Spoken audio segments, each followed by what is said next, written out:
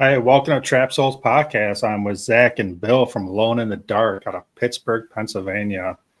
How's everybody doing out in Pittsburgh? What's going on, everybody? How's everybody How are doing? Thanksgiving well. Eve. Thanksgiving Eve. So, you're from Pittsburgh. I'm from Cleveland. Oh, see, I don't know. If I'd have known that, I don't know if I'd have been able to attend then. But you right. can't because you're just gonna beat me anyway, so it don't matter. That's right. Now, I will comment. I actually love the city of Cleveland. Every time I'm up there, there's always something to experience, something to do. Great food. It's definitely worth going up there. With the food and the attractions. So, yeah, I think every I guess you want to call it old city. Cleveland and Pittsburgh are older cities, steel cities. They have always something like history. The food, different nationality, food wise. It's always great to visit all these cities. You said you're from Baltimore, Bill? No. I said I'm just glad you're not from Baltimore. Oh, okay. Worse, right? Yeah. I'm just kidding. I like those cities. Just it's a football thing, right? Yeah, if you're from Michigan, I'm going to ask you on. So I am a Michigan fan. Are you? I am. Oh, weekend. Okay. It's a big weekend, yeah. What's up, Nacho? Nacho's on right now. He's from Verona Ghost Chasers, another Pennsylvania group. What's up, Bobby? Good to see you, man.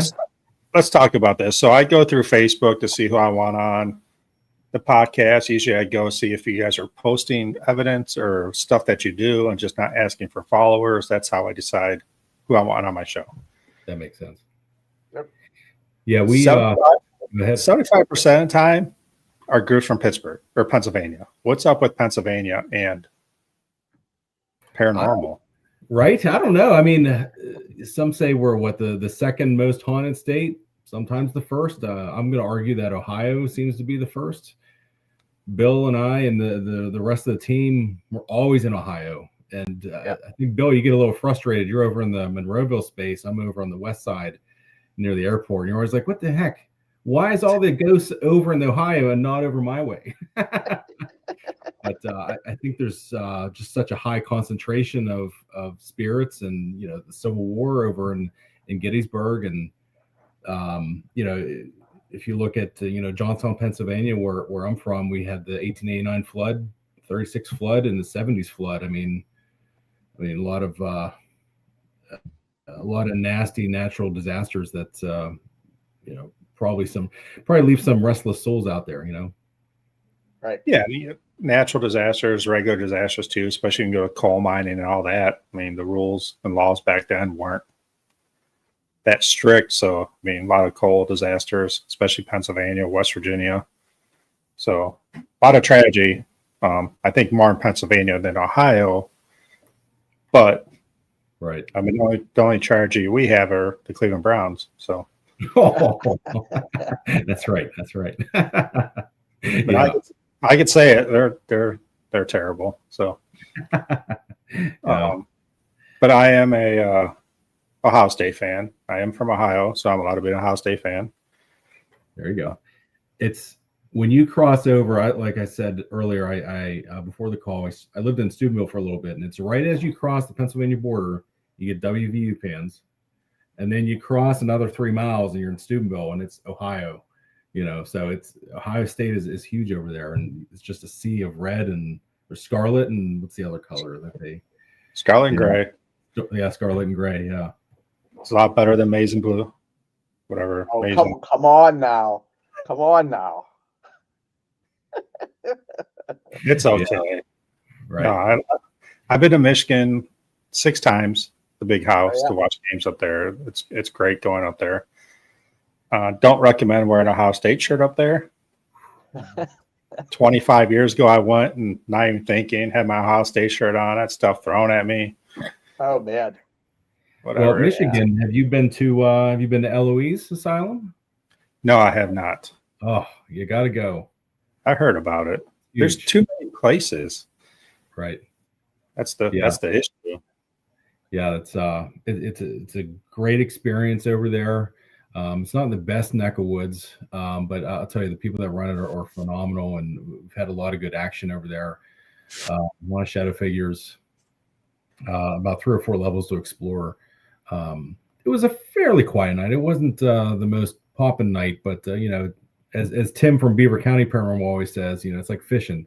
Sometimes you can sit there and your fish are biting left and right, and sometimes it's just a quiet night, So Right.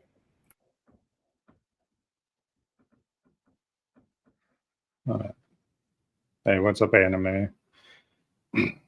So, a few people jumping on right now, but if you have any questions for Lone in the Dark, ask away. So, all right. So, let's get into paranormal here. What got you guys into the paranormal? Bill, I'll let you start. Sure. So been investigating since around 2017, 18, and I got hooked when I went on a public ghost hunt with a team at the time. They were called Ghost and That, and since then they've just broke apart, I think, and they went their own separate ways. We went to Castle Blood in Monessen, PA. And honestly, I didn't really know what to expect. I've always had an interest in the paranormal, fascination, and my beliefs growing up. I always thought that the spirits still continued to exist after the body passed away. So I was like, oh, what the hell? We'll go on a public hunt, and probably within like the first 30 minutes, they're like, oh, take pictures if you want.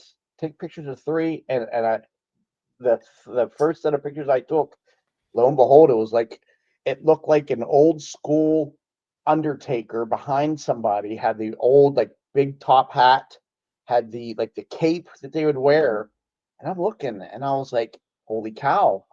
And then that's all it took, and I was hooked from there. And then after a couple years, I got Zach into the fold, and honestly, it's been a wild ride ever since. We've been to probably a total of 100 different investigations since we formed our team. And how long was, I can't remember how long our teams were around for. So was it like 2 years before? About 2022, I think, is when we kicked it off. Okay, so 3 years. Yeah. But ever since then, and gone on 100, about 100 investigations, and I don't know, right, wrong, or different, thousands of dollars later invested in equipment, right, to see whatever we can do to try to capture something in the afterlife. So it's been a wild ride so far. Yeah, I've always been fascinated with unsolved mysteries as a kid. The paranormal episodes that would just scare the pants off you as a 9-year-old. And I've always been into the horror movies and the more the darker side of that kind of thing. And I've always enjoyed paranormal stuff, watching all the shows. And like Bill mentioned, he took us on a Ghost and That adventure. They're no longer here. I believe they're Whispering Souls at this point. But we went to Hillview Manor. That was my first and my wife's, Tammy's first public investigation. And I was excited. We had our K2 meters, we had some cat balls, we had a digital recorder. And I remember in Hillview Manor, there's 2 furnace rooms, a boiler room downstairs and a boiler room upstairs on the main level. And that was Eli's boiler room. And we were down there. Bill had a spirit box. I think it was an SB11 at the time. And where he's sweeping, and all of a sudden over the boiler, all 10 of us heard a disembodied growl. We all jumped 10 feet in the air, and we all ran out of the boiler room. And I said, Bill, I'm hooked. Where do I buy this stuff from? So yeah, that's like Bill said, thousands of dollars later, and now we've pretty much everything under the sun, and we're a full team at this point. So how many's on your team then? We have 7, 8. 7 or 8, Zach? Yep. Yeah. So it's mostly family, and it's mostly my family. So myself, Tammy, our kids, Jessica and Ben, and then their significant others, Justin and Alina, and then Bill. Yep. And me and my wife, Carrie, we're representing the east side of Pittsburgh for Alone in the Dark. We're on the west side, we're out near the airport. But it's primarily just the 4 of us. The kids come when they can to help supplement some of the bigger locations. but they're currently planning for a wedding, or Jessica and Justin are. So it's primarily just the four of us at this point, and we call it the core of four. Core 4. Yeah, I mean, I'm like core 1, maybe 2 right now. So no, it's hard when you have 7, 8 people, try to get everybody together on the same page. It's crazy, you know, some of the teams that we talk to, they're, you know, 10 plus strong. I'm like, and for us, I like that we're such a small, I shouldn't say small team, but you know, just since it's all family based, right? We're very tight knit friends, and eventually, you know, we've all become family. And we always have a good time when we go on investigation. We try not to make things too serious. I will say the first like 1 or 2 investigations that we did private as a team, me and Zach were real hardcore, like no laughing, be quiet. We're trying to do our, you know, you're stomping all over our audio. Quit, be quiet.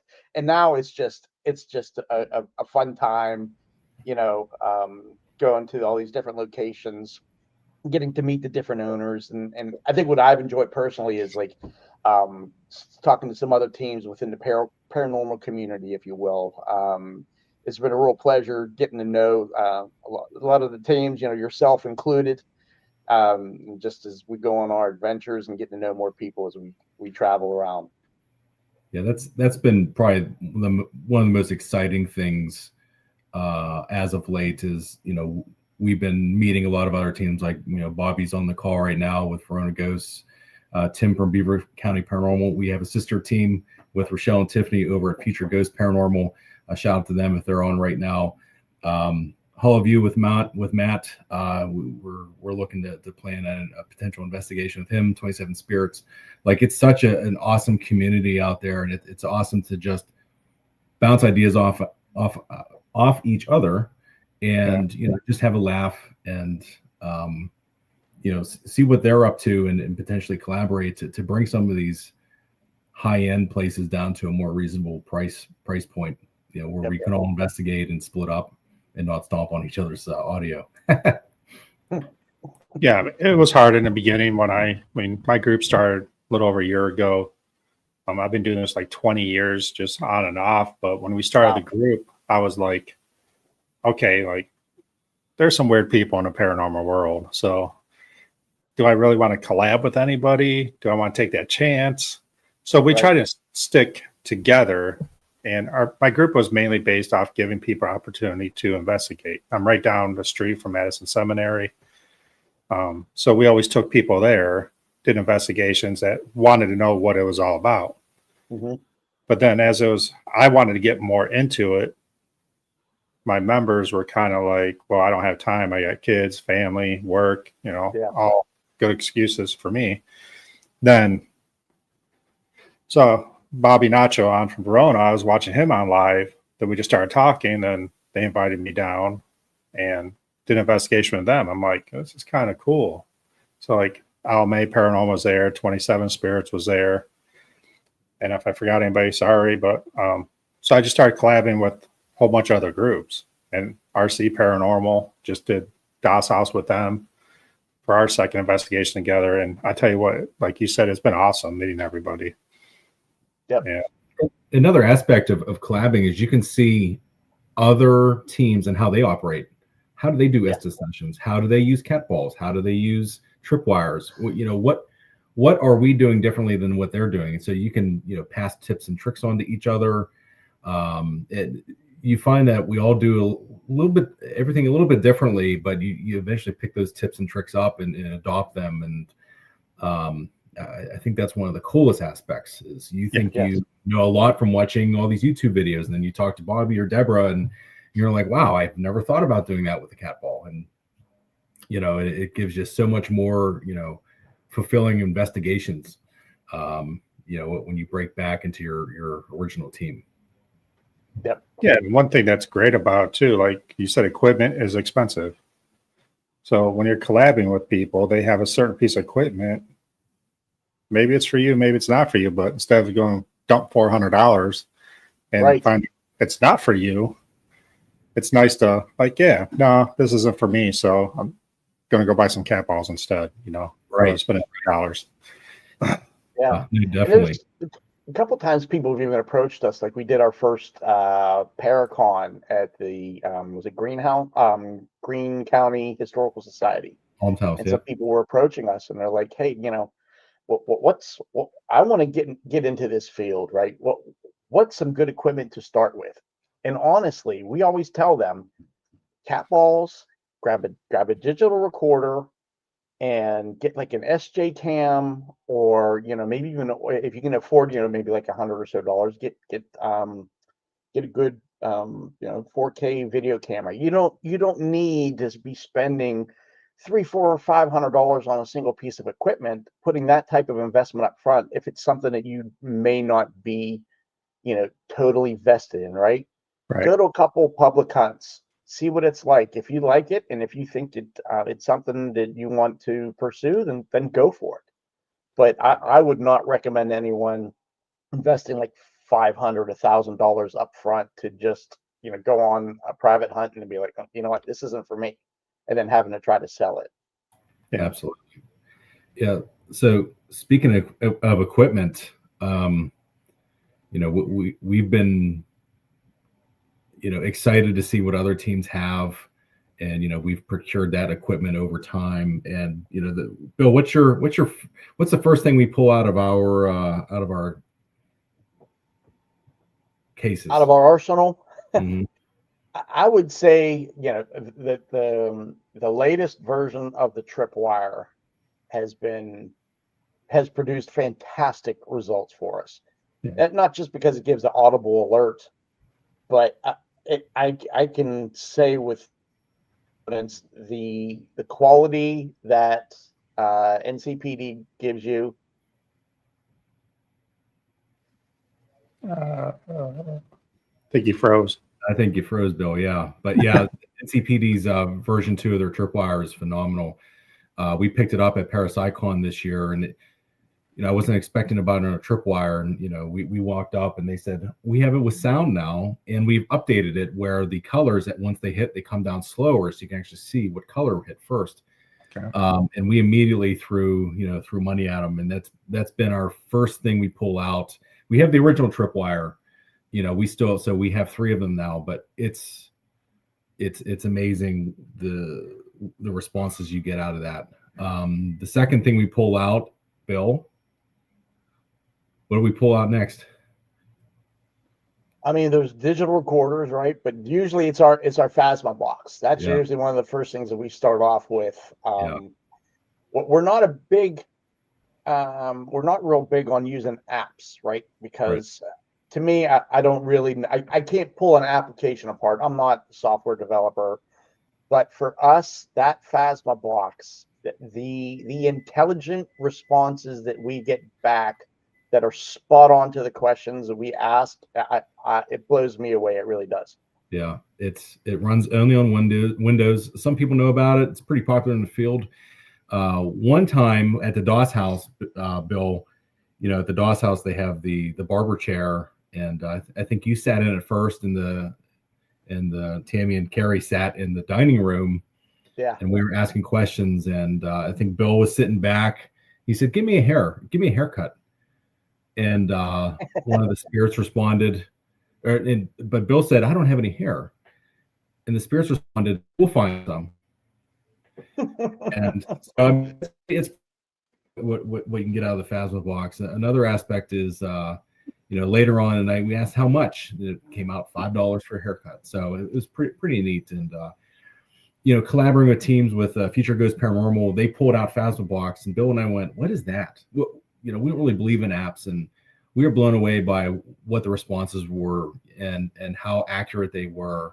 And it doesn't connect to the internet, it doesn't do anything along those lines. And that's the second thing we bought, and it has produced so many awesome results outside of traditional spirit boxes that we utilize as well. Now, Bob, we've never used Necrophonic. Spirit Talker to us doesn't produce what we're not too sure about that one, so we just stick to that one in traditional spirit boxes. Yeah, when we were at a recent public event, You know, we were helping the team that was hosting the event. We were helping do some of the paranormal investigations, and there were so many people that busted out their apps on their phone. And you know, on one hand, it was great to see them want to get involved with the investigation, but then at the same time, when you have like 5, 6 different people, all with an app, all on speaker, it really took away from the rest of the people that, you know, were trying to listen, and get involved personally. So, I if you're on a public investigation, want to use the app, fantastic. I would just say just, put it on mute so it doesn't take away from others people's experience. Yeah, that makes sense. Like I mean, I have the Spirit Talker on my phone. I don't really use it. I bought it one investigation because I was bored. Right.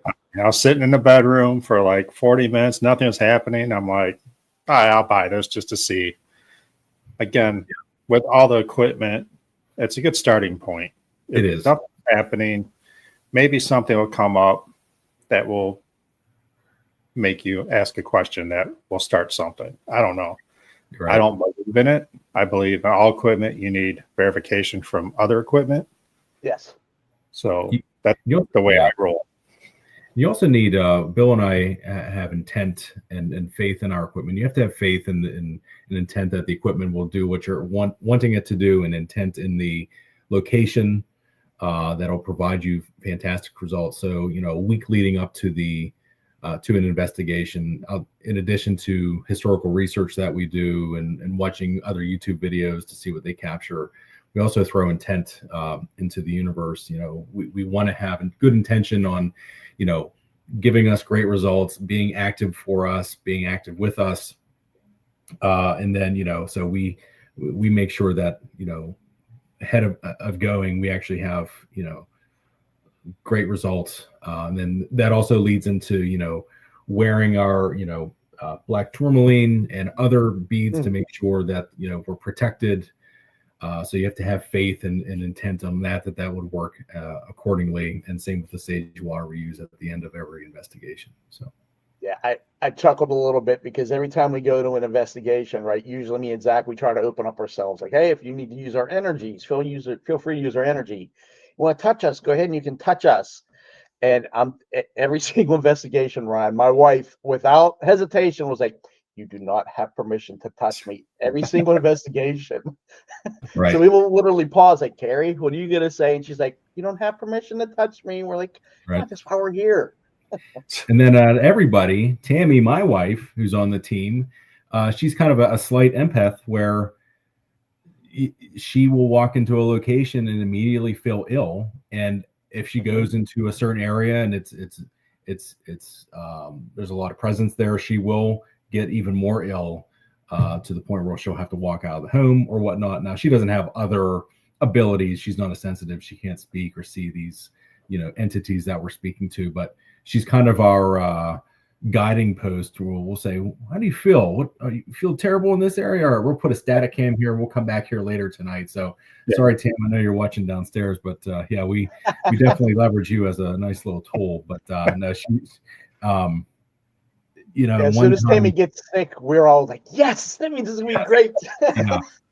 And it's funny because Tammy and I, we've been together since 2013, and we just started, when Bill introduced us to paranormal. Even before that, we gone to Zach Baggins' Haunted Museum. And the tour guides would show videos of people getting sick at the Jack Kevorkian van, and I'm going, Zach Baggins, he has to be faking it. And Tam looked at me, she says, I'm about to pass out. I do not feel well in here. And she had to leave that artifact room because she felt sick. And I said, oh, maybe it was just whatever In-N-Out burger that we ate on the strip in Las Vegas. And we went to the Marshall House and down in Savannah, Georgia. And we took a nap. And right before we took a nap, she popped her head up and she says, what was that? And I said, so we went to bed. We took the nap. At dinner, I said, why did you pop out of bed in the Marshall House? It's a hotel. And she said, did you hear a cat? It sounded like a cat meowed in my ear. And we were like, what the heck? So I Googled it, and there, Marshall House is one of the most haunted locations in Savannah, and there are ghost cats there. And we think that she was visited by one. So we now parlayed that and folded that into our investigation. So, up in the park side, up in Titusville, led by Kindred Spirits, there's someone called the Grumpy Man up on 3. And we're really good friends with them, with that team. And they said, all right, so you don't feel well. You're going to get to this 8-ball that's spray painted on the wall.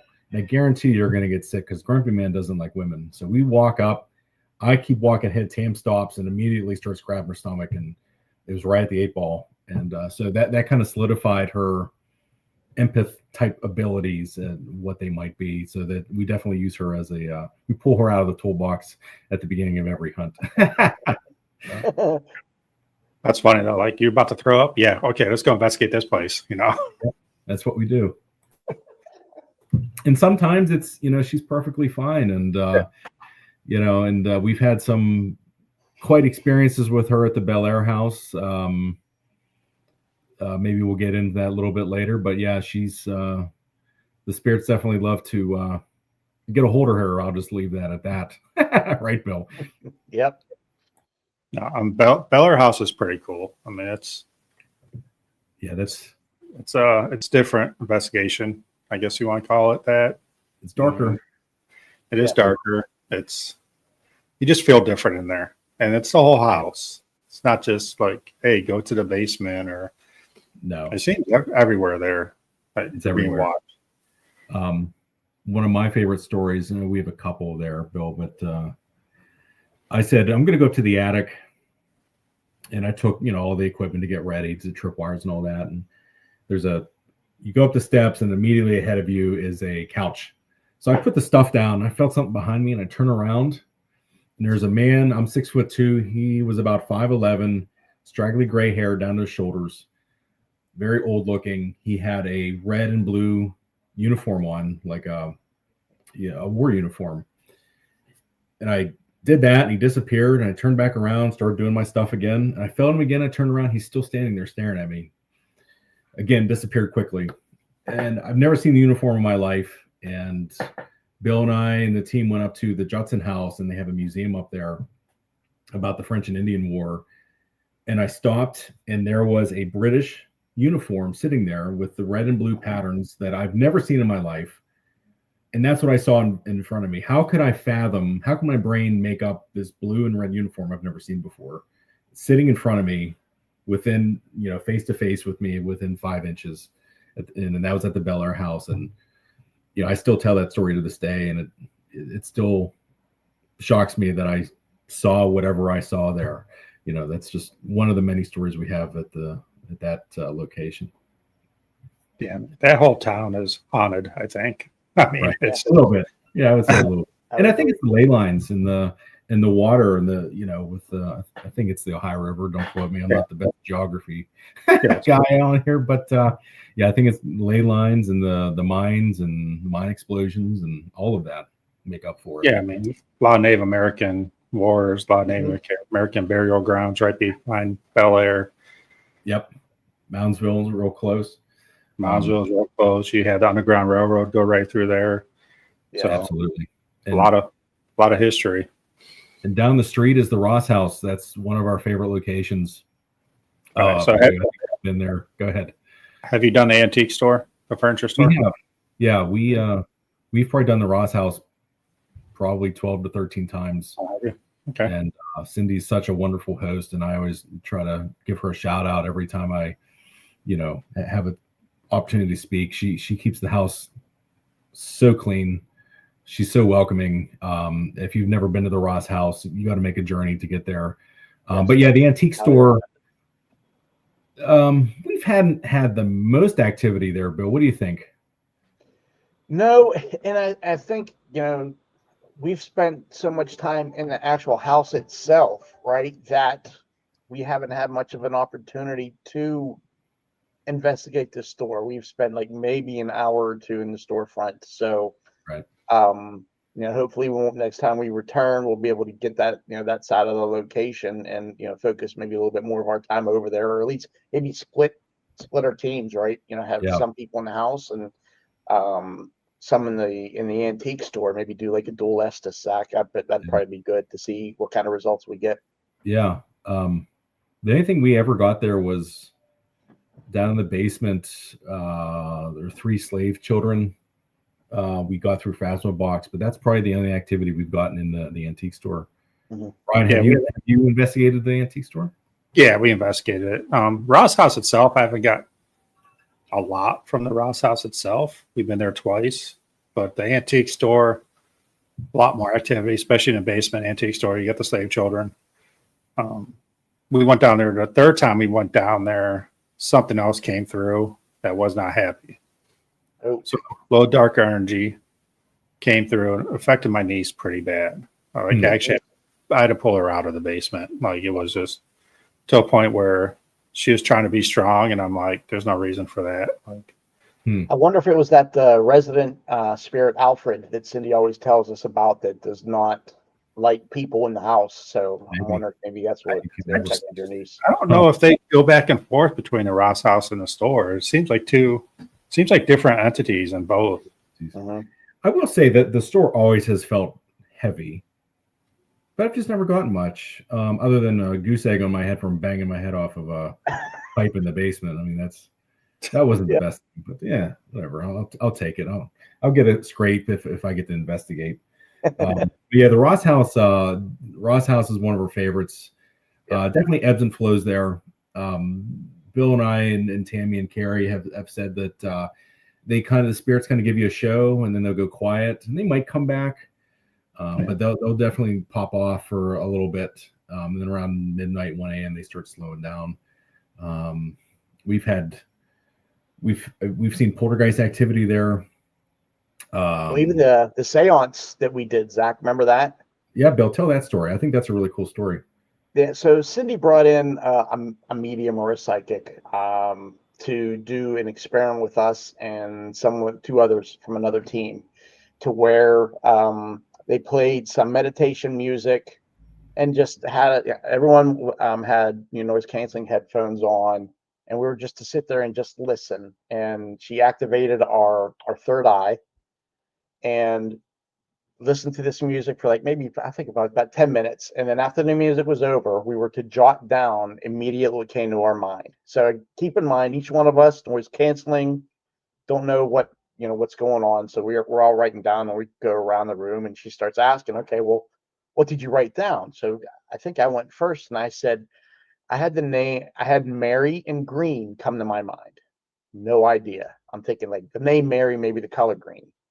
And then as they're going around, somebody makes a mention of, I'm seeing like rushing water, a lot of water, like maybe, didn't we're not equating the two. And then someone else said, I saw, I didn't hear a word, but I saw a picture of an older lady in a polka dot dress with like the old white frilly collar.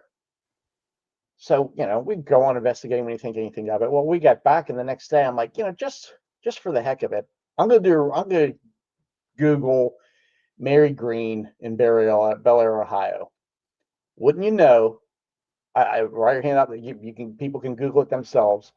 There was a woman named Mary Green who was the first female riverboat captain in that area. And the picture online was of her in a polka dot dress with a white frill collar.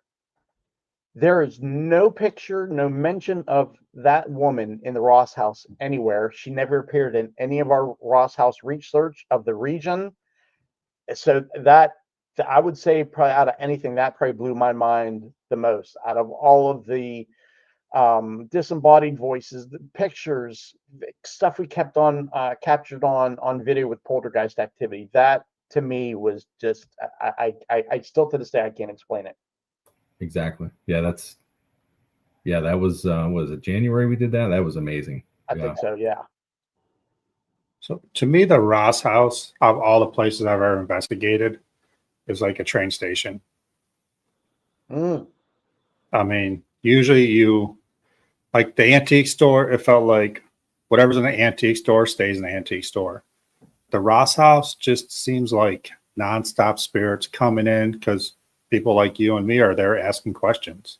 Yeah. So they're stopping in. Like Mary, I mean, might be the only time Mary's ever there. The coal miners down the road. I mean, they died 4 miles down the road. Why are they at the Ross house? Because we're asking questions. Right. Yeah.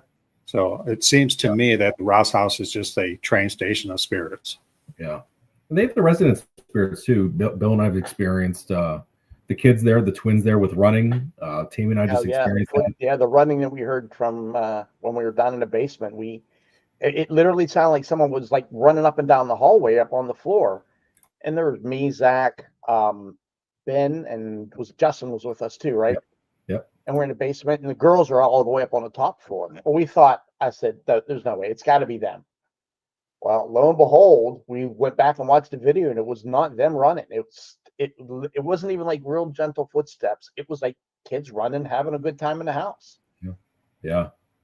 It's always fun there, and we caught a disembodied conversation a couple weeks ago there, and it sounded like 2 or 3 people talking, and it was, you could tell, you could hear words, but you couldn't make out the words. It was almost muffled. We heard it with our naked ears and our Zoom recorders while we were sitting upstairs with Tim and Julie from Beaver County Paranormal. And I said, man, I really hope I got that on audio somewhere else in the house. And I had a recorder running in the dining room, and it almost sounds like 2 people conversing either on the steps or in the hallway, the main hallway to the front door. And we've always heard female disembodied voices, but nothing as conclusive as that. No, we were so excited when we caught that.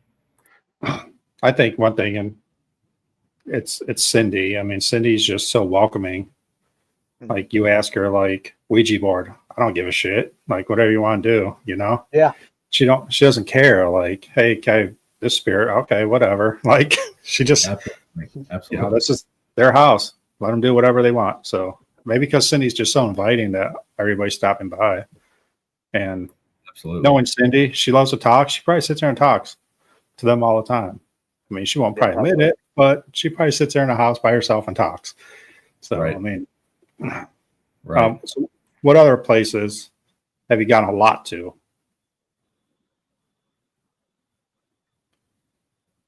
Well, I mean, Hillview is like our other home away from home. Yeah. I know Zach and Tammy have frequented it probably twice as much as the entire team has. But, that's another great location.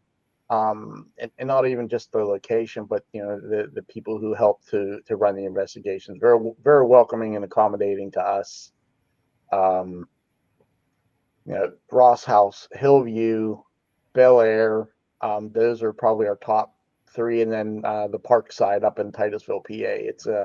I'll say it's sort of a hidden gem. I don't know how hidden it is, but the team Kindred Spirits, great folks to work with, great location, great history of that area, especially with the oil boom that was up there. So yeah, I would say those are probably my top. If I had to give top 4, those would be it for me. Yeah, Hillview's definitely one of our favorites, and it's the first time we've ever investigated, got the growl, so that's why I'm so attracted to Hillview. And there's such an accommodating team with Melissa, Dale, and everybody up there. We absolutely love working with them, and it's kind of our outside of the Ross house, home away from home. And we actually host something called a friends and family event, where we'll have friends or family that say, hey, you have all this equipment, can we come with you? And we're all right. Well, we're kind of serious in what we do when we investigate on our own, but so we got such a following from friends and family that want to come. We actually kicked off something called Friends and Family Event, and this is our 3rd year doing it, and we don't make money on it. We take them to Hillview, they pay the $100 fee, and we allow them we give them a tour of the building ourselves. We let them use the equipment, we let them do what they see on television. And they don't have to bring anything other than themselves and some snacks, because we love snacks, and some drinks. And we just had one over the weekend. Yeah, snacks it's just as important as a tripwire, in my opinion. But we give them experiences, and some go from skeptics to believers, and some are still skeptics, and some just can't get enough of it and want to go on more. And I think that's such a satisfying thing is to bring friends and family along with us when we can. to give them that experience. And I think that's what really brings me joy with those events. And, we don't make money on it. We're not looking to make money on it. And we just know Hillview so well. And it's Even so Bill big. Manor. Oh, Bill Manor. Yeah. Yeah. Carlo is fantastic. He's great. Yeah, it's a little bit of a drive for us. We've been there a couple times now, and Bill Manor never ceases to disappoint. Again, another great guy, Carlo. Can't say enough good things about them. Yeah. It's always unique. Most of these owners are just unbelievable. Yes. In their own way. So, you have to be. Yeah. You don't have to be, but that's I'm curious to get your perspective on what all the goings on with the Conjuring House. Like, what's your take with what Jason Hawes is trying to do? Trying to do the GoFundMe. Just curious to get your perspective on something like that. It's kind of like I have to trust him. I don't have to, but I kind of do, that he's going to do the right thing. Like, he's trying to keep the price down for people like us, right? To be able to do that. Because if a corporation comes in, or Matt Rife and his guy come in and buy it, then it's going to be $4,000 a night. Yeah. Right. Yeah. We can't justify that. No, Jason doesn't want to run it. He's going to have someone else run it. Hopefully it's a local paranormal group that is willing to do it and do it right. And hopefully it works out. If it doesn't, I'll never go to Conjuring House. I won't sleep. I've never seen a Conjuring movie, so it doesn't really matter to me. Really? Yeah. No, I don't watch horror movies. So okay, yeah. That's like the Warren Museum, $2,000 is just unattainable for us. Yeah, and it's insane. I appreciate them preserving it, but it's just out of the price point for the majority of teams. And I hope Jason Hawes does grab it so we can be reasonable, almost like the Hinsdale House. And he can have a business manager. He can own it and have a business manager just like you would have at a bar, or they handle it all, and he just whatnot. Bobby, I see you're going to Bill Manor on December 19th. Make sure you sit down in the dining room with an EVP recorder and just sit there and ask questions. You'll definitely get some EVPs out of it. We use a Sony ICD ST25. We don't have one of those DR60s, but we caught so many insane EVPs out of that place at the very end of the night. You got to do it. Sit upstairs. We were doing Estes, and Bill sneezed, and through the spirit box said, "God bless." And it was. And then Bill, you haven't cut this video yet, but down in the basement, we were definitely talking to a child Bill was under, and the responses we were getting sounded like a 6-year-old that was special needs or handicapped, and he spoke like a child through Estes, and he said Matchbox or Hot Wheel, and he had Hot Wheels down there. I picked it up and I said, "What is this?" And car, and it was pretty impressive. So you definitely spend your time there. You'll definitely get your money's worth. And Carlo's such an awesome guy, and now he has the Masonic Temple. I think 45 minutes away from there. We can't wait to go back. Yeah, I can't wait for that. So. Yeah, I took my brother to Bill Manor for his first investigation. I wasn't going to go solo. I just needed to get away because we do an outage at the power plant, and it's just too many people. So everybody's like, "You're stupid, you're stupid." So my brother's in Indianapolis. I'm like, "It's halfway in between. You want to do it?" He's like, "Yeah." Never done this before, but I was excited to show him what I do. And it was decent activity. The end got a little crazy. Just cat balls going off, spirit box. I was under Estes, so it was like the first time he felt alone because I was under Estes. But the stuff I was saying, like run or stuff like that, and he was at the end. He was very happy that it happened at the end because he thought like the whole night was going to be like that, and he's like, it was just way too much, like at the end. Right. So then I took him. Then I took him back. There you go. With my niece and one of his friends, and before we went in, I handed him a camera and said, "Hey, solo, have fun." So I made him walk through the whole place by himself, and he did it. He did a good job. He was scared, a little bit. I mean, he's on right now. So, but yeah, I mean, it's when I go to a place, I like to send people in there by themselves. Just get the feeling. They're not doing investigations. They just walk through and get a feeling of the place. If a room feels off, just take a mental note of that, and we'll go to that room. But I think it's important just get a feel for the place. Absolutely. So that's how I roll my investigations. I like that. See, that's Yeah. we should try that. Never really thought of that. Yeah. I know when we go in, we try to I hate this, not to sound corny, but we'll announce ourselves as we go into the house, right? Because whether it's a hospital, a prison, a residence, those spirits are there. It's their Place. area. So we always say, look, we're here out of respect. Here's our names. Feel free to talk to us, and we even try to go the extra mile, like while we're doing EVPs, we've never gotten a response yet, but we're always asked, like, hey, is there a message that you want us to deliver to somebody? Maybe you're sticking around, not just because you're attached to the location, but because there's something you need to get off your chest. You need to speak with someone. Hopefully someday we get that type of communication through an EVP. But we've always gone into a location just sort of just to sit, announce ourselves, and just get acclimated to the environment. Like you mentioned earlier, get a feel for the place. As we're doing our walkthrough and we're setting up our equipment, a lot of times Zach, it feels really dark, or I heard something, or I saw a soldier. And that's usually where we'll try to focus our investigations. Yeah, we always introduce ourselves too. We'll go around the room and say our names or our nicknames, or and sometimes we won't say our nicknames, and they'll say the nickname. So like Tammy, she'll say Tamita. It's a family name, and sometimes that'll come through Phasma box or the spirit box, and we didn't say it all night. So it's kind of interesting how they can pull things apart. So spirit boxes can be subjective of what we heard, but in my opinion, they're pretty powerful. They know what they're doing, and they know what they can do. That's my thoughts on that. Ryan, what's your favorite spot, or how many times? What's your favorite location to go to? I go to Madison Seminary the most.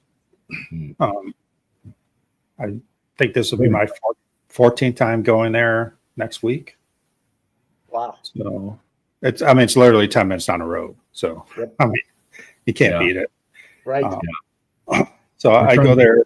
It's fun because it's big and there's a lot of different spirits there. Yeah. And again, since it's kind of like, I don't want to say my home base because it's a lot of everybody's home base, they say, but I'm just trying to get some answers. I mean, not really answers. I want to get stories straight because I've been going there for 18, 20 years and the stories have changed. And wow. That bothers me because you have one person going in there running a spirit box or a psychic medium saying, oh, Angie's down here. And next thing you know, there's a spirit Angie. Like, come on. No, we don't know that for sure. But I mean, just trying to get stories straight. That's all. And that's why I tell them, I'm like, I'm just here to get your story straight. You want to tell your story? Tell it. Yeah. Angie could have been a radio bleed too, coming. Yeah. Or it could be a spirit passing through. But Tammy and I went up for MadCon, last MadCon, not the one that most recently, but last year's, and that was phenomenal. We want to event there potentially this year. But we did the public investigation, during the party, and we did catch some interesting things. We caught some teen women in the doctor's office. That felt really dark in there. The child's room, and forgive me, I forget the child's name. Sarah. The portal. Yeah, Sarah, with the portal in the closet. Something strange was going on in there. But yeah, we're definitely looking to book that this year. So Ryan, maybe we could team up this year with you. Yeah, that'd be I'm cool. always up for it. So that portal in the closet. So I've been doing this 18 years. 2 years ago is the first time I heard of that portal. Okay. See, we don't know much about it. So yeah. So that's why I want, let's get the story straight here. Let's try. Right. Sarah, I don't know if I'm a huge believer Sarah's in Sarah's room. Okay. Was it Adam? Is it something mimicking a child, or? I don't know, because Adam has a theory that the lady across the hall, because when you go in there, it takes a while to get some evidence answers. Like people are just in Sarah's room asking questions. He believes the lady across the hall is coming over and saying, "Hey, I'm here too." So I don't know. I mean, Interesting. seems like activity is picking up a little bit in Sarah's room. The attic is always my favorite place to go. I get my best EVPs in the attic. Interesting. Yeah. Okay, good to know. Yeah, we'll definitely note that. We just did the doctor's office, and like I said, that was a public. Sometimes we'll just do publics for just to scratch the itch, as they say. Yeah. That's so, Bill. That's why we go to Hillview so much, because if we don't have, one of our 25 investigations for this year, and we want to go, we'll go to the public. And that's always. If you ever come up, just let me know. I mean, if I'm off work, then definitely I'll join you. It's not a big deal. That sounds good. What do you guys believe in solos? I mean, the name is Alone in the Dark, right, Bill? That's right.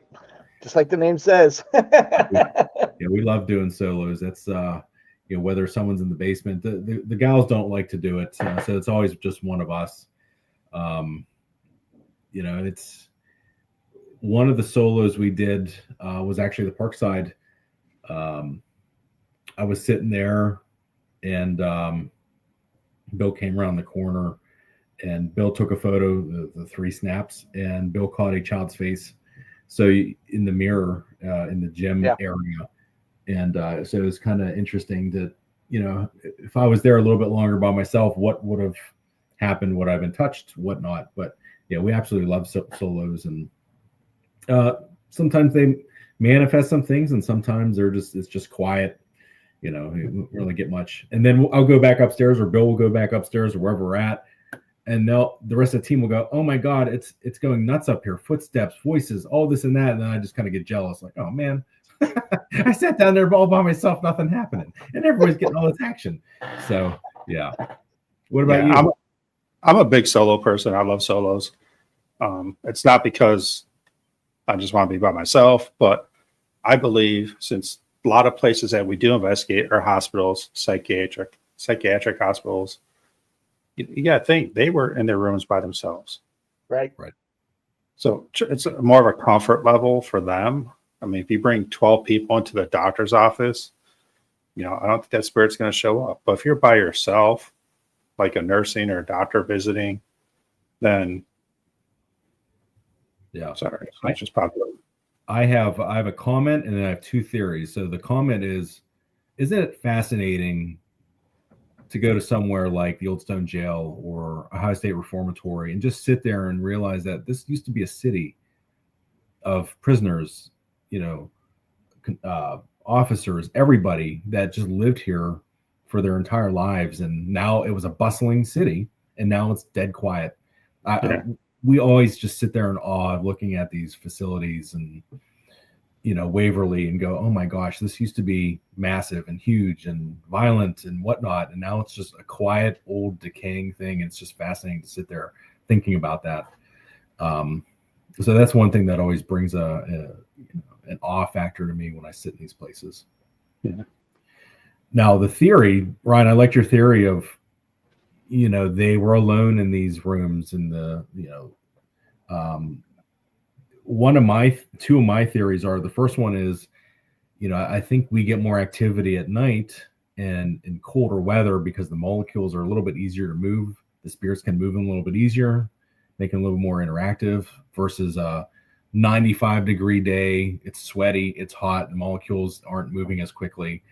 So I think we always get a little bit more activity at night and during the winter and fall time, and the veil's thinner in the October time frame. But I think that's a theory of mine. And then another theory was, some of these places you go to, maybe the Ross House, maybe Farrar Elementary, you might not get activity at night because nobody was there at night. If you go to an elementary school, they were there from 8 a.m. to 3 p.m. or around that time. You'll probably get more activity in the day than at night for some of these places, or you might get some in the early 7, 8, 9 p.m. hour, but then go silent after that. So kind of like the Ross house, maybe it was bustling back in the day from 8 to 8, but then after that it kind of slows down. So those are two of my theories that I always kind of try to pull the thread on when I'm in these kind of areas. Yeah, I mean, that was brought up on Facebook a while ago, Right. like days and nights. I mean, I do believe like day might be more residual because it was more Yep. stuff happening than maybe nights because we're there asking questions. Right. So, but I do believe in your cold theory, 100%. I started that last year. So how my group started, I worked with like 120 people, and they wanted to go on an investigation. I'm like, I've done it. Let's go. So Madison Seminary, nothing ever happens. It's nice and calm. Like you might get something here and there. I don't know when it was. It was like February or something like that. It was like cold as cold, like 20 degrees outside. I'm like, and I had a lot of people that were scared, but I'm like, nothing happens. Like, come on, no big deal. Dude, nonstop the whole time. I mean, Wow. it was, I almost felt bad because it was so active. Wow. So we went back twice during the summer. Boring. I mean, stuff here and there, but nothing like it was. So I'm like, let's do a theory. Let's go back in the winter time. Active. Yeah. So I do want to preface this. Those are not my theories. Those are what I read online and kind of like started noodling on them. But yeah, I mean, it's almost, there's also that other theory of the spirits are overactive, especially like the Hinsdale house. Love the Hinsdale house, but the places that are very well known with people in there every day, you might go in there, it might be dead silent because the spirits might just be out of energy or tired of us trying to talk to them. I think that's another unique theory that that's also out there.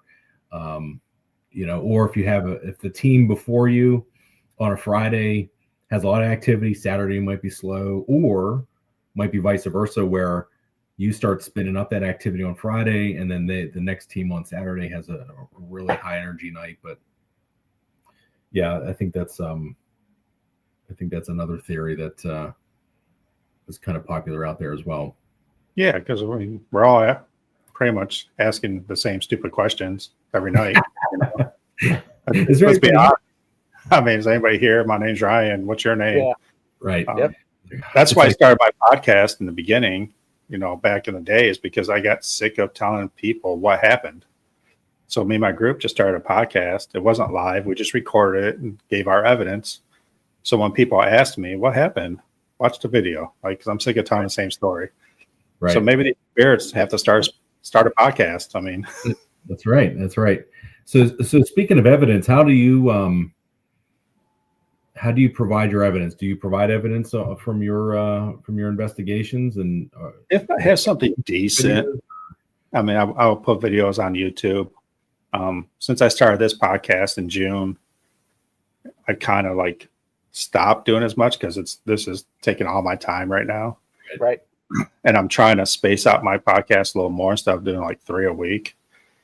But I mean, if something is worth it or a good EVP, I'll put it out on YouTube and let people hear it. There you go. Usually, if I hear it, I'll take it to work and have a couple people listen to it. I won't tell them what it says. If they say, yeah, something's there, then I'll post it. But I'm not going to post because my ears just hear it and no one else hears it. Right. Yeah. We prefer like short format type of videos. We Zach entitled them fast finds, right? Because to me, some of the longer content videos, it loses its luster, if you will. I know for me, I have the attention span of a gnat. I really do. If something's going to be like 30, 40 minutes, an hour long, chances are I probably won't watch it, right? If something's 5 minutes or less, I'll be invested in it. So at least that's just our preference. And based on our lifestyle and work schedules, right? It makes more sense for us to do these little fast finds as opposed to long content videos. And to be honest, I'm not the most handsome guy out there, so I don't think you want to see this mug for 27 minutes, an hour. Just give me the evidence, man. Right. Yeah. Just the facts, man. Just the facts. Fact. Yeah. I try to make shorts out of them, minute to minute 20. If it's 20 seconds, it's 20 seconds. Like, Yeah. So I try to keep it short, just throw it on shorts and Thanks, Bobby. That's funny. Yeah. We've always talked about going live, like Verona goes and whatnot. It's just we're just so invested in investigating that we also don't want to go live and nothing happens and people are just sitting there like, all right, these guys are literally alone in the dark by themselves. Yeah. So we don't do lives, and we'll dump everything on static cams and we'll sift through it and bounce things off each other. And unfortunately, we'll find some really awesome evidence, and we'll find it's a headlight, or somebody singing, and it's just like, oh man. But every so often there's that gem. And one time at Hillview, we have full spectrum cameras that I build, and Bill was taking shots of 3 at down on 1 North and Hillview, and he said, I think I got something. I said, you didn't get anything. Come on, man. He sent it to us, and there was a 7-foot shadow figure all the way down the hall where you're always seeing shadows and hands and heads. And every time someone stops me and wants to talk ghosts, I show Bill's photo, and I'm like, look at that. And they go, oh my God. And I've even stood at the end of the hall, and I'm 6'2", and it was the shadow figure is taller than me, from a photo comparison. So, and what much thinner too, But so evidence review it can be fruitful, and sometimes it's the most, the biggest time suck, and sometimes it's fruitless, and sometimes you don't catch anything. You'll sit there for 8 hours listening to audio and nothing comes through. It's a grind, that's for sure. It's a grind, but I always do it to like gold mining. And I always say, because I'm an EVP junkie, 6 hours of going over EVPs, you catch that one EVP, it was worth it, then you're hooked. So I have probably a little over 6 hours from the DOS house I got to go over still. Wow. Because I did an hour and a half, 2 hours solo in the basement when I first got there. So wow. Yeah, I'm way behind, but from our investigation that we helped Tim from Beaver County Paranormal at the Old Economy, I've probably 6 hours of audio I haven't even touched. So I am guilty of being way behind for our evidence review. So yeah, hopefully I get that during the holidays. Yeah. Typically, what we do is if something phenomenal happens during a live investigation, we'll go right to that and cut it for a pass find. One of those was Reynolds Death House in Gettysburg this year. It's a very small place. It was the smallest location we've ever been to, and it's literally just a room and a smaller dressing room. It's a photography studio now, and I was doing Estes in the dressing room, and I literally just go under. We had a camera on it. We had a tripwire in the other room in front of the other team members and some friends. And I go under, start sweeping on my SB7, and says, hi, Tammy. I'm like, all right, hi, Tammy. And all of a sudden it says 1. I'm like, 1, 2. I'm like, 2, 3. I'm like, 3. I'm like, all right. So I can't see anything. I'm just sweeping in the other room. I can't hear anything. And I come out and they said, that was the coolest Estes we've ever seen. And I said, what are you talking about? They said, you said 1, 2, 3. And then the tripwire went off, like something ran by it. And we caught that on audio and video. And that's one of the coolest catches that we've gotten this year is that was great. Spirits were showing off. That and when we had the XLS, and and I know a lot of people don't believe in it, right? False positives and such, but we had there was like a bar, and we had cat balls sitting on top of the bar, and I'm scanning through. Oh my God, my smoke alarm's going off in the house. Oh, Bill. Anyways, I'm scanning with the XLS, and you see a figure, and it points to the cat ball on the bar, and then the cat ball goes off. So it was pretty wild. Probably one of our best is with Nacho this year at Shanley Hotel. That's where we were at, Shanley Hotel up in New York. Is he was doing an Estes. I was up there earlier doing a solo. They had a big foam dice. We lost Zach, but Still here. I threw the dice down the hallway, just forgot about it. So we're doing Estes. And that was like 10 o'clock, 3 in the morning. We started doing Estes. And there's dice in the other room downstairs too. So I'm like, hey, what number's on the dice downstairs? Waited 30 seconds, nothing. Like, what number's on the dice in the hallway here? And he goes 5. I'm like, I don't know. So I took my camera, walked over, and 5. Wow. Right on the dice. So, I mean, it was pretty cool. Like, that's impressive. So I messaged him, like, I got to buy some dice. And he's like, I already bought it. So, Bill, putting dice in the Amazon cart right now, brother. Yeah. I mean, it's something easy, simple. Yeah. You know, spirits like to play games too. So, right. We'll do the, how many fingers am I holding up kind of situation. It works sometimes. We've had some interaction that way. So we'll play with that, especially if there's kids. Speaking of best evidence, so I see Rochelle on right now. Hi, Rochelle. Hope you're doing well. Again, I mentioned they're from Future Goes Paranormal. They're kind of our sister team. I've known her since even before elementary school, Sunday school of all things, when we were about 4. We found a photo of that. But what she does is something called a rap party. And what that rap party is we bring our best evidence for the year. She brings her best evidence of the year and her team's evidence. And we have a battle. We'll see who has the best one. We vote on it. And her husband actually makes the most valuable evidence award. You can't really see it, but I see it. So, and on the back it says most valuable evidence. So we won it this year. AITD won it this year for some poltergeist activity in the Ross house. But the next rap party that she's hosting is here in January. So, Rochelle, we're coming for you. We have some really good evidence. So you better bring it. But I think that's something that other teams should start doing is, collaborating, and not just collaborating, but getting together and becoming friends and just having fun with each other, even outside of ghosts, talking ghosts, having beer.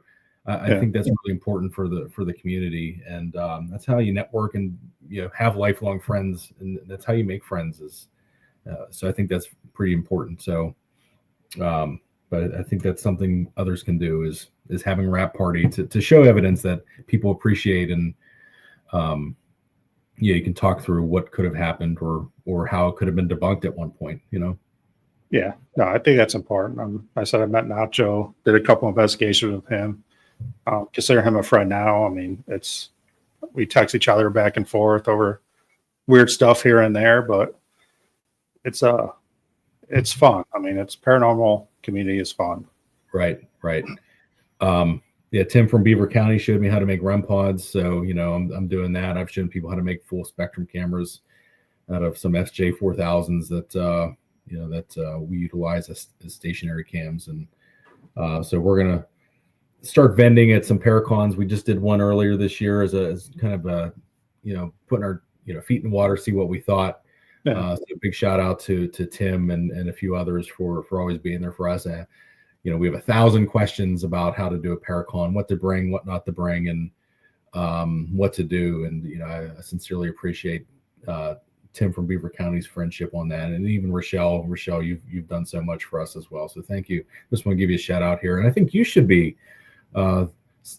featured on this podcast. I think you should email Ryan here and see if we can get on. Yeah, just email me. I'm always looking for people. I love just talking to a whole bunch of different people. It's great.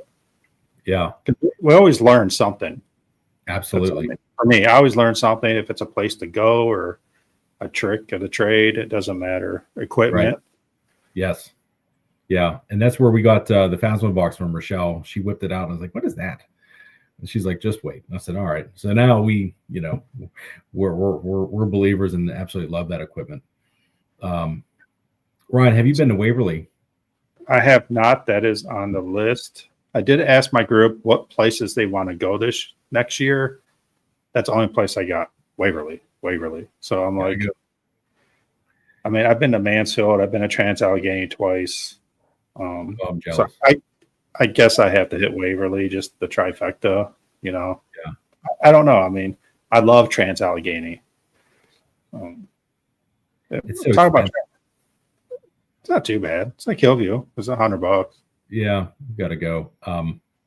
We did a tour there last year, and it's such a phenomenal place. But yeah, Bill, we got to definitely prioritize that as well. Yeah. Waverly's cool. It's just genuinely creepy. Again, just like I said earlier, it's just you sit there and a bustling city of people. At one point, you just sit there and you go, "Oh my gosh!" You know the history here. The challenge there is bats. Lots of bats. Yeah. It's all I was open just air. gonna say Tammy hates bats. Same with Trans-Allegheny. Yeah, I got really? I Good to got know. winged. I got winged a couple of times at Trans-Allegheny walking down the hallway. We It were was actually funny because they had the old fluorescent lights up there, Okay. which is shaped like that at the end. So me and my Yes. buddy Ashley were walking. I'm like, "Is that a light?"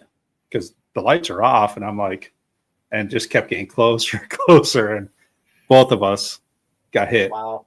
Nope. Right, we got Nope. winged, Dog. and I'm like, We- "Damn, that was a bat." Nope. We were at Prospect Place with Rochelle's team. Oh, We collabed with them, and we were up in the attic, and it was just Bat City. We were screaming like a bunch of little kids. It just kept getting dive bombed, and it was just insanity. I mean, we got some good tripwire activity, but it was just I switched languages. I was speaking Japanese, I think, because I was so scared. I can't do bats. No, I can do spirits. I can't do bats and the other aspect that I'm always scared of is the living. Sometimes you walk in these places, you're like, all right, not in the best neighborhood, Yeah. and I don't own a gun, so but yeah, it's always like, oh boy.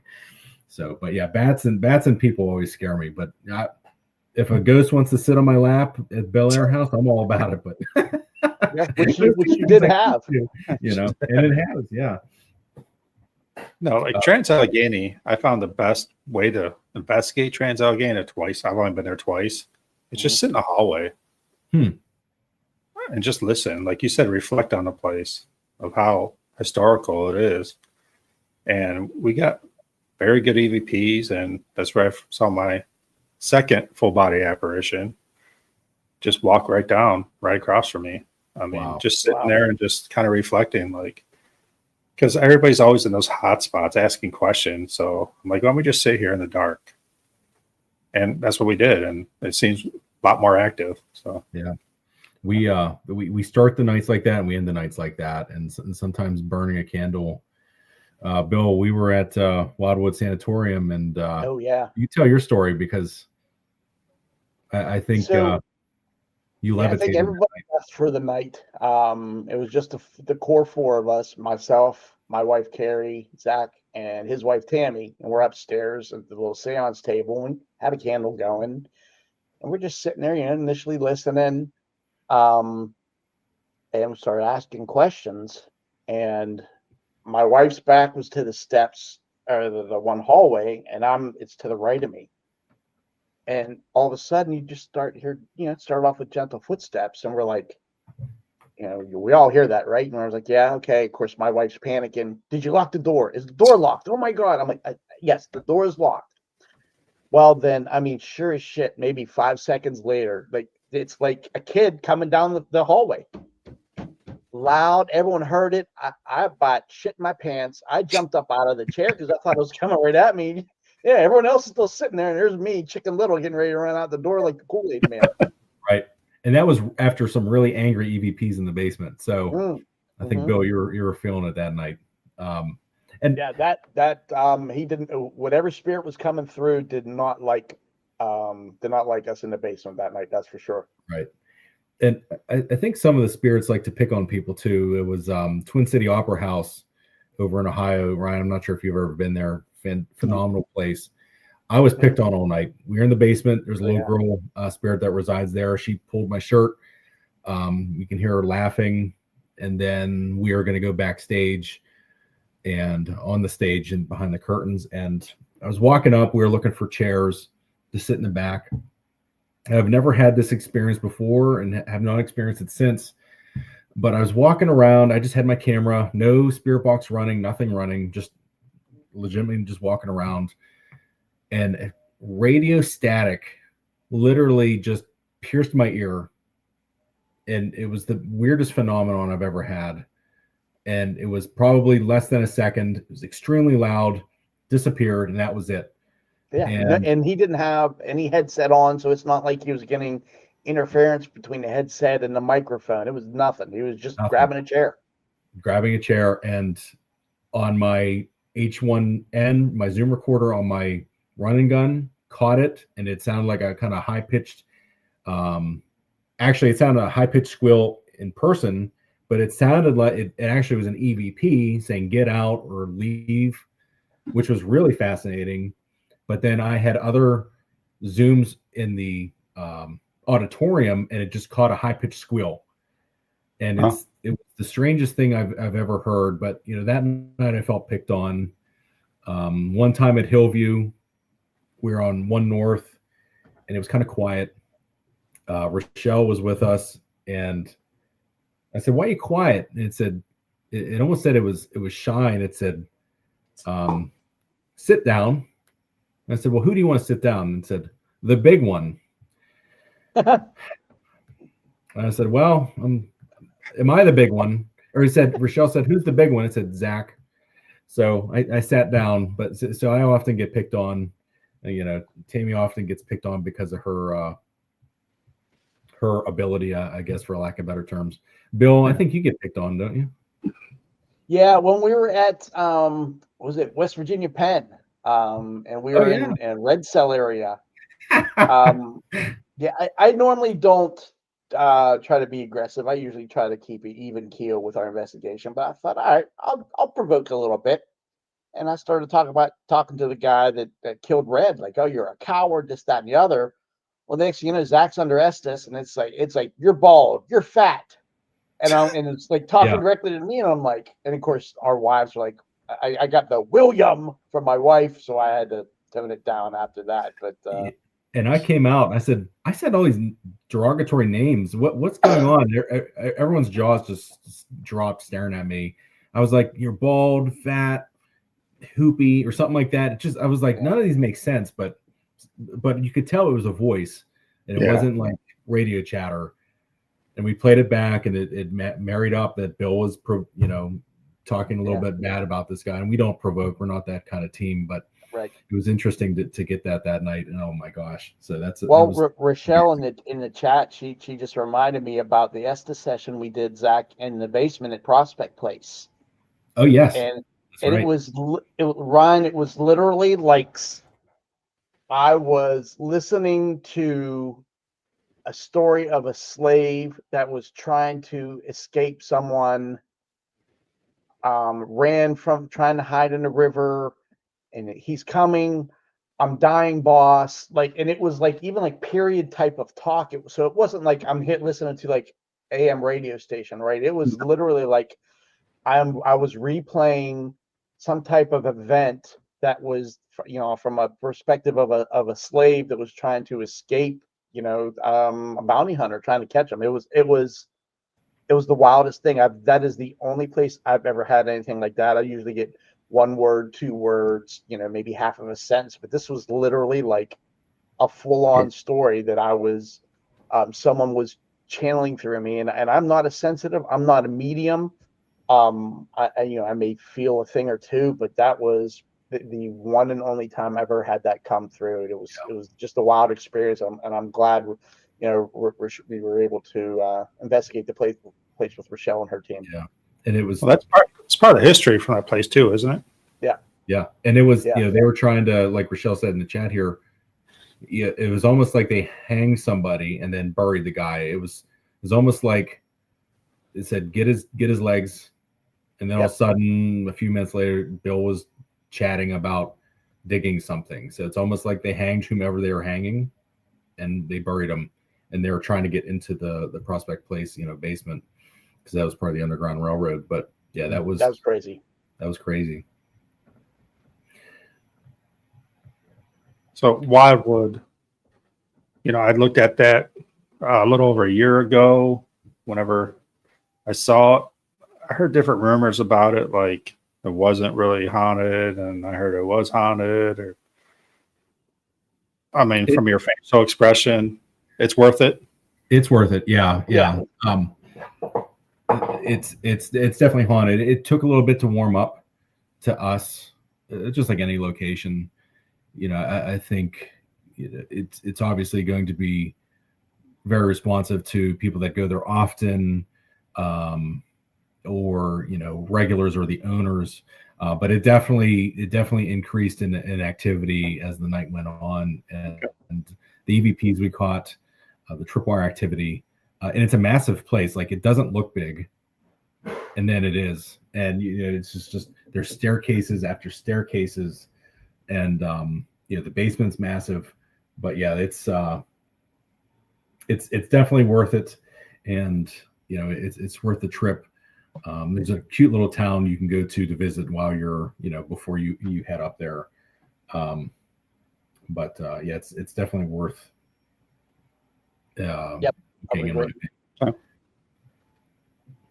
right, let's do some quick questions here. I'm not going to do a rapid. Zach, you answer first, and Bill right after. Bucket list. What's your number one bucket list place you want to go to? Winchester House, Mystery House. I've been enamored by that place since I was a kid. Just the massive amount of rooms. Since I was like 7 years old, seeing it on Nickelodeon as a kid. I've always wanted to do that, and now that you can investigate it, I would love to absolutely do that. And that's kind of a different place, but yeah, I'd love to do that. Bill, go. Your turn. Yeah. Yeah, for me, it would be the hotel where Stephen King wrote The Shining. That's besides the Winchester House. That's on my top must-see locations. Prior to that was Gettysburg. We just went there. I don't know how we slept on Gettysburg for so long. For whatever reason, we thought it was like 5 hours away. Obviously, it's not. But I'm a big history buff, and going to Gettysburg was fantastic. But for me, yeah, the hotel where The Shining is written. That's Stanley Hotel. That's my number two. Stanley, yeah, and the Shanley. I wouldn't mind going to the Shanley Hotel as well. Yep. So I know Shanley's cool. Yeah, that'd be a good one. But yeah, those are ours, and there's a couple others. But yeah, those are. I've always wanted to go as a kid for the Winchester. Yeah. How about you, Ryan? What's yours? I have no idea. No, I'm joking. I want to go. Ever since Emily Paranormal did the True Crime Lab or museum over in the UK, Ooh. Oh, I want to do that. Interesting. So I'm trying to make. I don't know if it's really open for like investigations, but she's pretty. I won't say big, but she's known over there. So, right. I've been trying to. Hopefully, I get there next year. But, yeah. Somewhere overseas would be great, like the Ancient Ram Inn, any of the old Scottish castles. That would be fantastic to investigate. Yeah. But me and Zach still have to. We'd have to donate each one a kidney and a lot of plasma to be able to afford that type of international trip. Yeah, you got 2 kidneys. It's good. That's right. My dream location would be owning our own location, right, Bill? I mean, that's right. We always talk about it. I'm always on the hunt for something. I'm always looking. But I want a haunted cabin in the woods. Oh, there you go. If I can find a haunted cabin in the woods, then I'm on that. Oof. Yeah. But yeah, we just have to convince our wives, Zach, that we can buy a haunted location. Just tell them it's haunted. Down. I mean, but yeah, like stumble on something like the Doss House would be phenomenal. Just like, and Rochelle looks like she recommends the Leap Castle in Ireland. So I believe she can investigate there. Yeah, Verona Ghosts. They say the cabin on 360. That's on our list, Bill. That's on our list. Yeah, we have an Excel tracker of all these locations we want to hit. And Greenville Manor, up Pennsylvania, probably up near your way, Ryan. I think is going to be opening up shortly again. So that's I've heard that's a phenomenal place as well. Scariest place you have ever been? Hmm. That's a good one. When you start this kind of thing, Hillview Manor by yourself is just so heavy feeling, and then once you start getting acclimated to the paranormal and all of this, Bel Air House just feels off every time. Yeah, it's And not scary, but off. Yeah. it's just off. And we had a very scary experience there last time we went, where, as I said, Tam can feel things, and we were doing sitting in the dark with lights, with candles lit, and we started seeing things, feeling things, and all of a sudden Tam felt pressure around her neck, and she was sitting where Lyde passed away in front of the fireplace, and she was choked. So I think that was a very scary moment for us, and we have video of it, and then pictures of her neck all red within seconds. So I think that's, in my opinion, that's my scariest. But we're pretty tolerable of being alone in the dark now. So what about you, Bill? Yeah, I would have to concur with Zach. Like the Bel Air House, while we're, I'll say, air quote, used to it by now, out of all the locations we've been to, that's probably the first one that I've ever walked into and just, got the heebie-jeebies, right? There's something off about this place. I don't know what it is. I'm not going to say the D word like everyone likes to throw around, right? But there is something in that location that just feels off, and it makes you feel very uncomfortable. Yeah. But yeah, I would say probably, I'm sure that there's other locations out there that are, more scary, if you will. But for me, Bel Air is tops. Yeah. How about you? Bel Air is probably the, I guess, freakiest, I guess you want to call it. Like off, unsure. We've had some stuff. People get scratched. Had a girl get knocked out pretty much in the basement. Wow. My team members. So yeah, I mean, it was different. I said it's just a different feeling there. That something, I don't know if it was human, but there's an entity somewhere in that house that controls that house. They always say there's about 4 or more portals open at any given time. So yeah. So there's something definitely off in that place. Yeah. But yeah, everywhere we go is just, it might feel dark every so often, but nothing we can't handle anymore.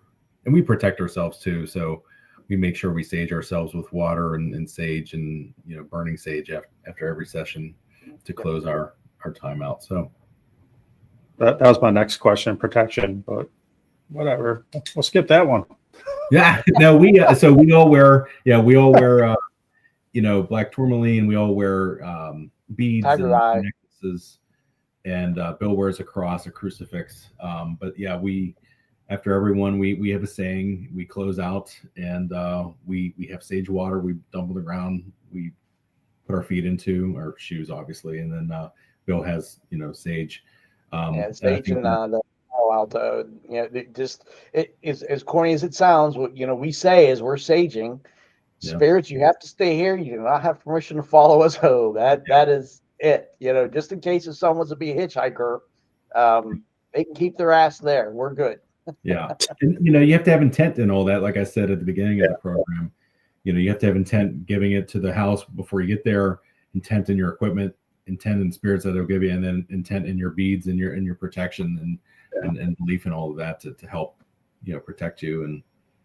But yeah, we definitely go above and beyond to protect ourselves. And thanks to Rochelle for always showing us that in the beginning. Yeah, I'm not huge in any of that. Always my faith, and I always believe positive energy is what. Yeah. And I always joke I'm a ginger, like trust me, you want to go home with me. I mean, I have no soul. I take people's souls. So you want to come to my house and fight this out, we'll fight it out. So no, I just believe positive energy will get rid of negative energy. Absolutely. But if you're a negative person, you might get something home with you. So right. But I believe whatever you believe in, that's what works. Absolutely. Faith in your belief. So, Yeah. Favorite paranormal show? Go ahead, Zach. I love Project Fear. I love Yeah. I love those guys and gals. I think they're fun. We love Nick Groff too. We like to watch him every so often. But yeah, Project Fear, we tune in whenever they have a new show.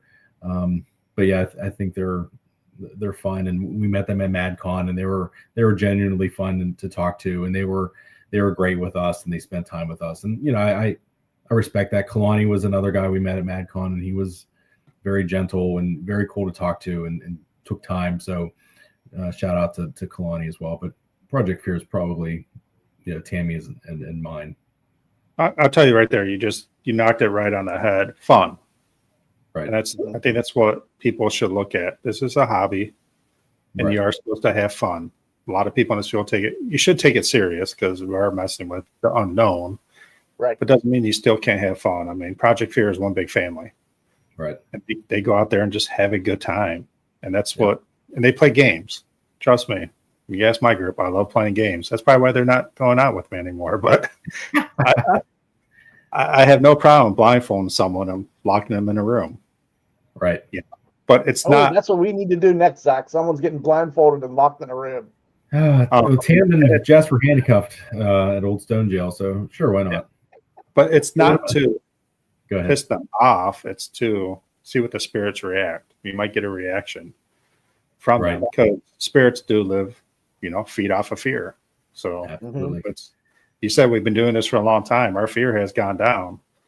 So that's why I'm starting to do, I don't want to name it, but I want to do the scariest basements in Ohio. Like I just want to go solo in a basement with no one else in the house. I just did Das house. I was down there an hour and a half by myself before anybody came in the house because I want to feel that fear again. Right. And it's been a while. And even Hillview at the Friends and Family event, we were broken up in teams, and it was kind of interesting because I went down to where one hallway, and it just felt creepy, and I was genuinely creeped out. I mean, I'm not going to run out, but it felt like I haven't felt like that in a very long time. So I kind of got the thrill of that. Yeah. But yeah, Bill, what's your favorite show? I would say probably for me, it's two. I really enjoyed the Holzer Files when those were out with Dave Schrader, Cindy, and Shane, and then Kindred Spirits. Those are my top two. I will say probably my least favorite is Ghost Adventures. It's just they're way too over the top now. Oh my God, did you see that? And of course, there's never a camera facing that way.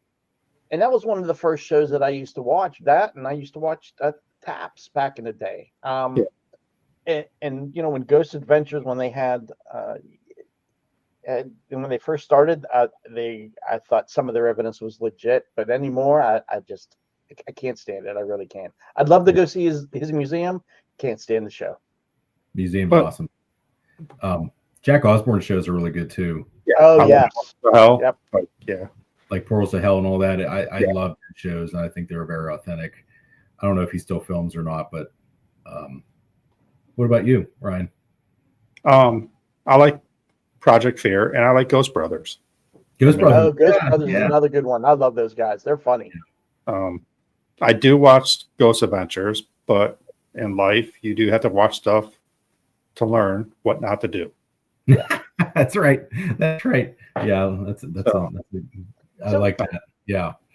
Yeah. While we're on the subject, Ryan, what is the reason behind a lot of these shows moving off of like a broadcast network to like online content? Is it just because they can have better creative control? From what I heard, Zach Bagans. Okay. Zach is the one who got Destination Fear off. Yeah. He's the one that got all them off because he pretty much runs Discovery. That's a Travel Channel. So, I mean, there was one piece of equipment because, Dakota used to be his cameraman back in the day. So when Dakota wanted to do Destination Fear, Zach was all for it and was a producer of that show. Mm-hmm. But then Destination Fear started getting big. And that one little piece of equipment they always use that Aaron runs around with, I don't know what's called, but it's like yeah. They wanted to use that, and Zach told them no. That's their equipment. So, yeah, he kind of pushes them off. He's monopolizing, and I don't understand why, but he has a huge following. Yeah. So, I mean, again, money talks. So if he's bringing money into Discovery, they're going to listen to him. Yeah. Yeah. We'll never have our own show, Bill, but, you know, it's genuinely fun to be with one of my best friends and seeking the unknown and, you know, and putting evidence out there for others to see. And, you know, I love seeing people's reactions when I show them content, you know, so I couldn't be more thankful to be with you and Carrie and my family to do this with you. So same here, man. Yeah, that's what it's all about. Right. And I had Christopher Boggs on, the mortician on. Yeah. You know, his daughter does it. She's 9, I think. And that's the one thing is just creating memories. That's what it's about. Yeah. So happy Thanksgiving to you too. Yeah. Happy Thanksgiving. Yeah. But yeah, this was great. Thank you, Ryan. I really appreciate your time and inviting us on. This was fun. Yeah. But we're pretty far into this here, so we'll wrap this up. Absolutely. Anytime you guys go to Hillview, drop me a message. I have to get out there sometime. Yeah. You guys come up to Madison, let me know. I'll probably go do it again next year sometime. So I'll let you guys know when I'm going to do that again. Yeah. Swing on by and we'll get together, have a good time. And that's right. That's about it. Yeah. Got anything else? What's all your do socials real quick? What are all your socials?